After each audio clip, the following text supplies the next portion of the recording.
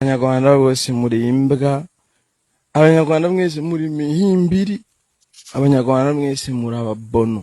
Nimba wumva bo bavugira nawe uri imbwa mu bandi. Uhaza uturagara two muri Tanganyika none uje kutubogaho, uje kuduhagira, uje kuduturira imibi.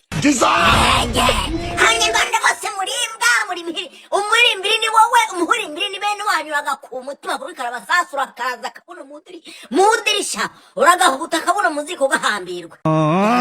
Uragakuga n'umuroga kuhambirwa. Wanjye jyaho kiyahuza amasewe kugira ngo twe nta muntu tujyaho gutukana. Mama ya Umunyarwanda aravuze ngo ukunereye ntumunere agira ngo ntari nyugira. Akanya mu muyaga urakahehesha amahanda.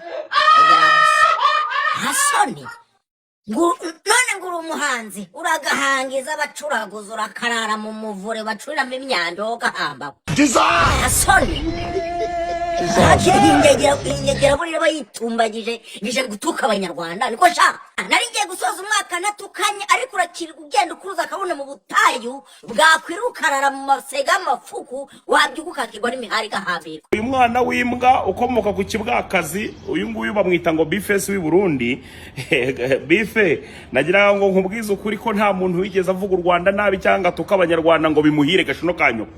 So icyo nakubwira cyo rero utwo tugambo twose wivugisha ngira ngo urabizi uzabaze n'abandi bose bakubwira bagerageje gukina ku banyarwanda uko byagiye bibagendekera. Umva rero nkubwire gituba cyanyoko shaka chakashino kanye ku mwana nge ntago nagenda ntabikubwiye nuwagutumye wese ugende ubwire ngo Jessica zo bipangu yampaye agashino kama nuko gidege ngora nta bintu byo gutinzamo right away mitanka guhereza uri gicucu sha umva nkubwizo kuri kireka nk'uwakonyereka ahantu nkagutereka amakamari mari mu karyo wone nkagakubita kakagenda gashino kanyo kagahingukira imbere.